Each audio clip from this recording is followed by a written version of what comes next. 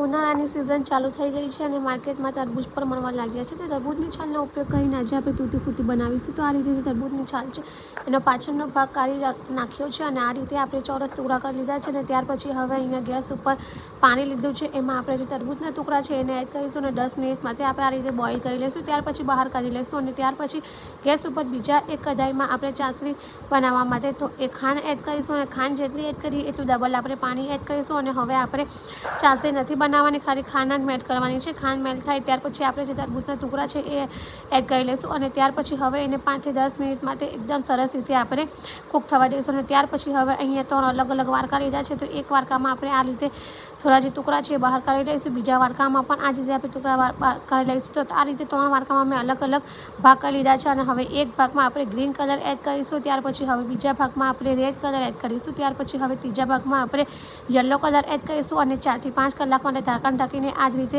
મૂકી રાખીશું, જેથી જે કલર છે તે એકદમ સરસ રીતે મિક્સ થઈ જાય. તો જે તમે જોઈ શકો છો કે આપણો જે કલર છે તે એકદમ સરસ રીતે ટુકડામાં મિક્સ થઈ ગયો છે. અને ત્યાર પછી હવે આપણે એક પછી એક ટુકડાને જારી ઉપર આ રીતે કોરા કરી લઈશું. તો આ રીતે જારી ઉપર મેં રેડ કલરના ટુકડાને કોરા કરી લીધા છે.